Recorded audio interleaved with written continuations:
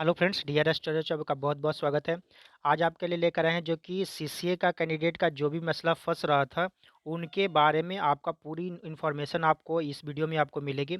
इसमें सबसे पहले एक बात बता दूँ कि जो साउथर्न ईस्ट रेलवे की तरफ से बहुत सारी चीज़ें आई थी, इसका जो क्लियर किया गया है कि सीसीए वाले को आखिर लिया कैसे जा रहा है, ठीक है? सीसीए वाले को लिया कैसे जा रहा है, इसके तहत आप लोगों को बता दूँ कि देखिए ये रेलवे बोर्ड के क्रमांक जो है दिया गया है 2016 के एनेक्सल के अनुसार पारा 2 एंड 8 में स्पष्ट रूप से लिखा गया है कि the selected CCS should be then adjust against the representing community of the SC ST OBC urban depending upon the category which they belong.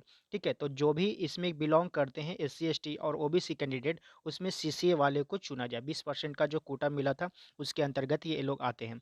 ठीक है, इसमें एक चीज़ और आप लोग को बता दूं कि इसमें जो है वो ये चुना कैसे जा रहा है, इसका ये कैटे फंडा दिया गया है कि इसमें जो है हॉरिजेंटल और वर्टिकल का जो खेला चल रहा है, इसमें ये भी दिया गया है। देखिए, इसको आपको बता दूं कि यहाँ पे दिया गया है कि उम्मीदवारों को परिणाम जारी किया गया है कि इनके अनुसार नियमानुसार हॉरिजेंटल आरक्षण दिया गया है।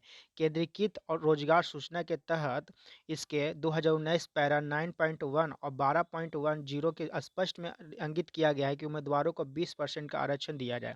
ठीक है, इस तरह से दिया गया है, जो कि अमेंडेड जब भी 20% का कोटा शुरू में स्टार्टिंग में जब बनाया गया था, तो उसी टाइम से ये हॉरिजेंटल और वर्टिकल का रूल चल रहा है। अब बात ये आ रही है कि लोगों को जो है 20% का आरक्षण किस आधार पर दिया गया था। तो देखिए, जैसे कि 1000 सीट है, तो इसमें से अगर मान के चले कि 20% हुआ तो 200 सीट जो है वो सीसीए वाले को हो गया। तो जब जब 200 सीट जो है सीसीए वाले को जब इसमें आता है, तो इसमें ओबीसी एससी एसटी कैंडिडेट जितने भी सारे हैं, वो पहले सीसीए वाले को कैंडिडेट को चुनेंगे। इसमें 20% जो है आरक्षण इस आधार पे दिया जाता है कि सीसीए वाले को पहले चुना जाएगा। ये अमेंडेट बना था, 20% का कोटा जब बना था, तो ये अमेंडेट उस टाइम में बना था कि 20 200 जो जितने भी कैंडिडेट होंगे, सीसीए वाले सबसे पहले चुने जाएंगे। जब सीसीए वाले चुने जाएंगे तो बचे हुए सीट जो है आपको जनरल कैटेगरी से जो भी फाइट कर रहे हैं, उनका सीट अब होगा। ठीक है, ये मुद्दा आपका समझने वाली बात है कि लोग जो है छटपटा रहे हैं कि ये सब जो जितने भी सारे सीट है वो सीसीए वाले को चला गया। ऐसा नहीं है, सीसीए वाले को नहीं गया। सीसीए वाले को पहले फुलफिल होगा, उसके बाद आपको जनरल कैटेगरी में जो भी कैटेगरी बचे होंगे, उनको आपको मिला जाएगा। ठीक है, मिलेगा वो सीट। तो इस तरह से कैटेगरी पहले ही बांटा गया था। अगर इसको जो है 20% को हटाया भी जाता है किसी भी कारणवश में, तो आपको जो है वो फिर जीएम कोटा को जो है वो लागू करना पड़ेगा, वो भी डायरेक्ट भर्ती करना पड़ेगा। जितने भी अभी तक सीसीए वाले कैंडिडेट बचे हुए हैं, सबको फिर इनको देना पड़ेगा, और जो कि ये हो भी नहीं सकता। इसका कारण ये है, देखिए इसका कारण हम आपको बताते हैं इसमें, इसके आधार पर कि जैसे ये संस्था है, ये रेलवे हो गई संस्था, जिसमें बहुत सारे परमानेंट कैंडिडेट हैं। मान के चलिए कि ये परमानेंट कैंडिडेट है, और ये मान के चलिए कि ये अप्रेंटिस वाले कैंडिडेट है, जो कि सीसीए कैंडिडेट हैं। ठीक है, अब इसमें ये होता है ना कि रेलवे मान के चलिए कि ये संस्था है, ये कोई ऑर्गेनाइजेशन है। अब मान के चले कि आप ही हैं, तो इसमें जो सीसीए कैंडिडेट कुछ आते हैं, इसमें वर्क करते हैं। 1 लाख का मान के चले कि यहाँ पे इन्वेस्टमेंट लगा है, और सीसीए वाले काम करके देते हैं 20 लाख। ठीक है, 1 लाख का इन्वेस्टमेंट लगा है, सीसीए वाले काम करके देते हैं 20 लाख का इन्वेस्टमेंट देते हैं, और उसके बाद वो चले जाते हैं। अब मुद्दा ये आया है कि ये स्किल्ड भी हो गए, सीख भी गए, लेकिन इनको जॉब नहीं दी गई। इनके आधार पर इनको डिग्री थमा दिया गया कि आप स्किल्ड हो गए, आपको अगली बार जो है 20% का कोटा दिया जाएगा, इस आधार पे कि आप सबसे पहले स्किल्ड हैं, और उसको आपको सबसे पहले लिया जाएगा। बचे हुए सीट को आपको, ये जनरल कैटेगरी है और ये जनरल कैटेगरी को दिया जाएगा। ठीक है, यही मुद्दा है यहाँ पे निकल करके आई है। और इसमें एक चीज़ और बता दूँ कि सबसे पहले कोई भी संस्था ये चाहेगी कि वो सबसे पहले स्किल्ड लोग हमारे यहाँ आए। कोई भी अगर कोई ऑर्गेनाइजेशन रहेगा, जैसे आरआरबी है तो संस्था है, तो ये भी कोई भी चाहेगा कि हमारे स्किल्ड जो बच्चे हैं वो सबसे पहले यहाँ पे आएँ, क्योंकि इनका फ़ायदा पहले ही हो चुका है। इनका स्किल्ड है और ये कामों को जानते हैं। जो अनस्किल्ड बच्चे हैं, जो 10th क्लास से जो पास किए हैं, ये अनस्किल्ड हैं। इनको करवाने में सबसे पहले इनको पेमेंट भी देना पड़ेगा, और ये अनस्किल्ड हैं, ये काम भी नहीं जानते। तो सबसे पहले आरआरबी का या किसी भी संस्था का होगा, तो वो सबसे पहले स्किल्ड बच्चे को ही लेंगे ना, जो कि स्किल्ड बच्चे हैं, सीसीए कैंडिडेट हैं, इनको फ़ायदा दिए हैं, कई सारे चीज़ों को काम किए हैं, और सीखे हुए भी हैं, स्किल्ड हैं, सारी चीज़ें टेक्निकल का डिग्री भी इनके पास है, हर तरह से निपुण है। तो उनको सबसे पहले आरक्षण दिया जाता है। ये 20% का कोटा इसीलिए बना था कि सबसे पहले सीसीए कैंडिडेट भरेंगे, उसके बाद जो भी बचे हुए कैंडिडेट है, ये जनरल कैटेगरी से जो भी फाइट कर रहे हैं, उनको फिर दिया जाएगा। तब जा करके है मिल करके, दोनों मिल करके ये संस्था को डेवलप करेंगे। ठीक है, इस तरह से अमेंडेट बना था। आप लोग को इसको समझने सोचने वाली बात है। अगर अब देखिए कि 1/3 क्यों मिला, 20% क्यों मिला, इसके पीछे रीज़न है, और पीईटी क्यों समाप्त किया गया, इन तीनों को जो है वो क्यों दिया गया। सबसे पहले ये अब आपको बता दूँ कि देखिए 2018 में जब वैकेंसी आई थी ग्रुप डी की, तो इसमें 12,000 सीट जो है सीसीए वाले का था, जो कि जो है वो इसमें 1,000 ही फुलफिल हुए थे, जो कि रेलवे का बहुत नुकसान हुआ। ठीक है, जो कि स्किल्ड लोग पीछे रह गए, और इसमें जो है बाकी जितने भी सारे कैंडिडेट थे वो जनरल कैटेगरी में चले गए, तो इससे फ़ायदा तो जनरल वाले को हो गया। इस पे किसी ने नहीं बोला, किसी ने कुछ नहीं बोला। तो चलिए सीसीए वाले को नुकसान हुआ, कोई बात नहीं, क्योंकि यह स्किल्ड है, फिर भी कोई बात नहीं हुआ।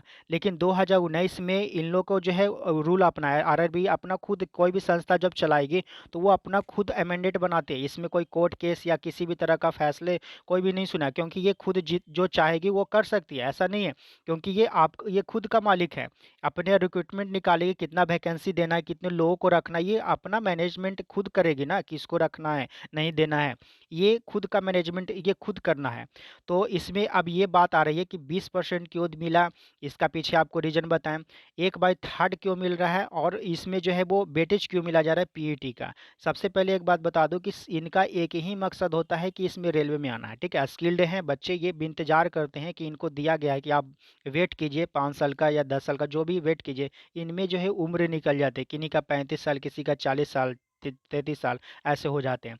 तो इस वजह से वो पीईटी भी क्वालिफाई नहीं कर पाते, दौड़ भी नहीं क्वालिफाई करते। स्किल्ड बच्चे हैं, बाहर हो जा रहे हैं, इस वजह से इन लोगों को पीईटी को हटा दिया गया है। ठीक है, अब दूसरी बात ये क्या आती है कि 1/3 क्यों दिया गया है।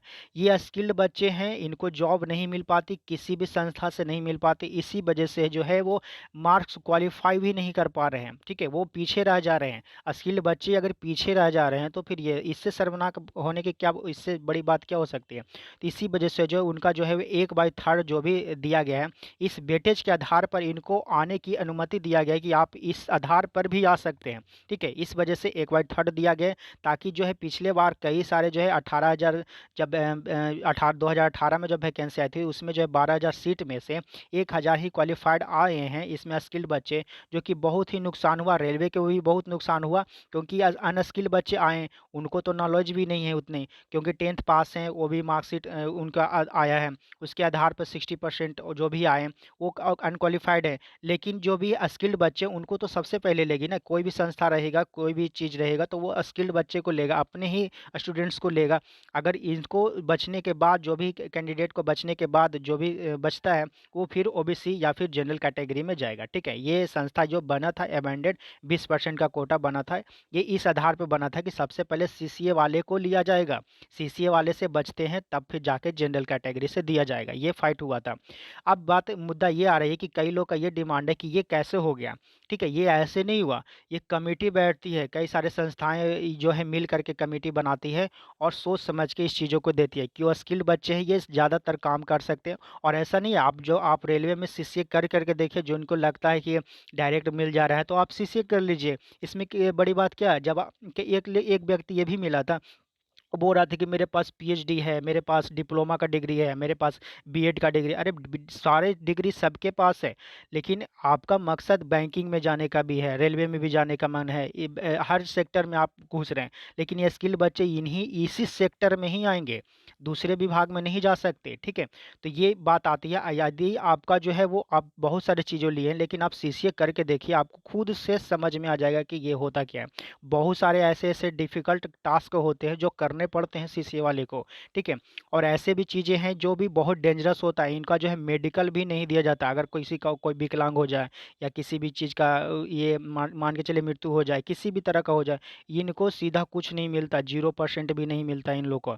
ठीक है, ये इनका बहुत ही समझिए कि रिस्क वाला काम होता है, इसी वजह से जो है इन लोगों को 20% का आरक्षण मिला है। ठीक है, कई सारे कारण देख करके 20% का आरक्षण दिया गया है, और इसी वजह से क्वालिफाई भी नहीं कर पा रहे हैं, क्योंकि स्किल्ड तो हैं, लेकिन जो है वो इनकी जो है उम्र पार हो जा रही है, इसके वजह से रेलवे की वजह से जो है उम्र पार हो जाती है, इसी वजह से 1/3 मार्क्स मिला, और उम्र पार हो जाने के बाद पीईटी क्वालिफाई भी नहीं कर पाते, इस वजह से जो इनको पीईटी हटा दिया गया। ठीक है, और कई सारे कारण हैं, जो कि ये बहुत सारे टेक्निकल का एग्जाम दे चुके हैं, जैसे आईटी का एग्जाम तो दिए ही हैं, इसके साथ साथ अप्रेंटिस में जब आए तो उनमें भी, पर इनमें भी जो है वो मेरिट लगता है, मेरिट लगने के बाद जो है इनका डॉक्यूमेंट वेरिफिकेशन सिलेक्शन, उसके बाद मेडिकल होती है, उसके बाद ट्रेनिंग होता है। ट्रेनिंग होने के बावजूद भी अभी भी नहीं, एआईटीटी का एग्ज़ाम देना पड़ता, ऑल इंडिया ट्रेड टेस्ट। इसमें जो भी है टेक्निकल क्वेश्चन होते हैं 50 मार्क्स का, इसमें भी क्वालिफाई करना पड़ता। नहीं क्वालिफाई करेंगे तो वो सीधा बाहर हो जाएंगे, ठीक है।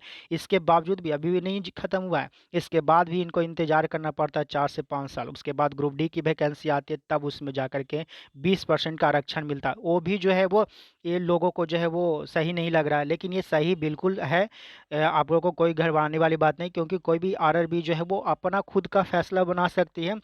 इसमें कोर्ट को इस केट को जो भी है वो कोई कुछ नहीं कर सकता, क्योंकि इनका ये हक है। आप अगर कोई संस्था चलाएंगे तो अब बाहरी आदमी अगर कोई बोलेगा कि इसको ले लीजिए, इसको ले लीजिए, इसको ले लीजिए, तो ऐसा नहीं ना होता। अगर आप भी कोई संस्था चलाएंगे या फिर कोई गवर्नमेंट को चला रही है, तो ये सोचेगी कि अपने ही बच्चों को लेगी ना, सबसे पहले ये अपने ही सीसीए वाले को लेंगे, तब उसके बाद जो है जो भी बचेंगे वो जनरल कैटेगरी से लेंगे, ठीक है। इस आधार पर होता है सीसीए वाले को। तो अगर आप इच्छुक हैं तो आप सीसीए कर सकते हैं। आप लोग सीसीए करके देखिए, आपको समझ में आ जाएगा कि सीसीए क्या होता है, ठीक है। आप लोग करने के बाद भी खुद पता चल जाएगा। तो चलिए यहाँ पे वीडियो देखने के लिए, हाँ एक चीज़ और आप लोगों को बता दूं कि इसमें देखिए सीसीए का कोटा जो ऐसे भी 20,000 वैकेंट था, लेकिन इसमें 10,000 ही मिला है कई लोगों को। कई लोगों को क्या 10,000 ही इसमें फिलअप हुए हुए हैं, और बाकी बचे हुए जो है वो जनरल कैटेगरी में चला जाएगा। ये अमेंडेड उस टाइम में ही बना था, और इस टाइम को जो ही बना हुआ था, जो कि जो है 20% का कोटा आरक्षण था। अब बात यही रही कि जीएम पावर को क्यों हटा दिया गया। जीएम पावर को इसलिए हटाया गया क्योंकि जो है सीसीए वाले से बहुत बेनिफिट होता है रेलवे को। रेलवे को जो है सबसे ज़्यादा बेनिफिट सीसीए वाले से ही होता है। अगर उसको जॉब नहीं देगी तो क्या जनरल कैटेगरी को देगी क्या, ठीक है। तो ये जनरल कैटेगरी को देगी, लेकिन जो है सीसीए वाले को भरने के बाद मिलेगी, ठीक है। सीसीए वाले सबसे पहले फुलअप होंगे, उसके बाद जनरल कैटेगरी को भी मिलेगा मौका, लेकिन इसके लिए पहले जो है आप लोग को क्वालिफाई करना पड़ेगा। अब देखिए टेक्नीशियन एलपी का आप लोग एग्जाम देते होंगे, एलपी टेक्नीशियन का, उसमें वो भी टेक्निकल का डिग्री होते हुए भी उनका जो कई सारे बच्चों को 20% और 30%, मतलब 230 नंबर लाने वाले को भी एलपी और टेक्नीशियन का जॉब मिला है। इस बार आप लोग उठा करके देख लीजिए कि 20 नंबर और 30 नंबर वाले को भी मिला है। तो ऐसा नहीं है कि इसमें जो है डायरेक्ट दे दिया जाता है, क्योंकि आपके पास टेक्निकल है, स्किल्ड है, आप उनके में यहाँ काम कर चुके हैं, तो उनका ये हक बनता है किसी भी संस्था को। यही ये बता रहा है कि सीसीए वाले को जो 2020 में जो अमेंडेड बना था वो सोच समझ के बनाया जाता है, ठीक है। अगर न इसको हटा दिया गया तो फिर है इसको फिर जो भी 100% डायरेक्ट देना पड़ेगा। जीएम कोटा से 100% देगा तो फिर रेलवे ज़्यादा नुकसान होगी। अगर रेलवे ज़्यादा नुकसान होगी तो फिर और भी दिक्कत होगा। तो इस वजह से जो है वो ये अपने फ़ायदा, कोई भी संस्था देखती है कि अपना फ़ायदा हो रहा है कैसे। अगर जो है वो फ़ायदा हो रहा है तो फिर इसको जो है बाद में बुलाया जाए, ठीक है। कब बुलाया जाए, जब ये ग्रुप डी की वैकेंसी दिया जाए, उसमें 20% इन लोगों को दे दिया जाएगा।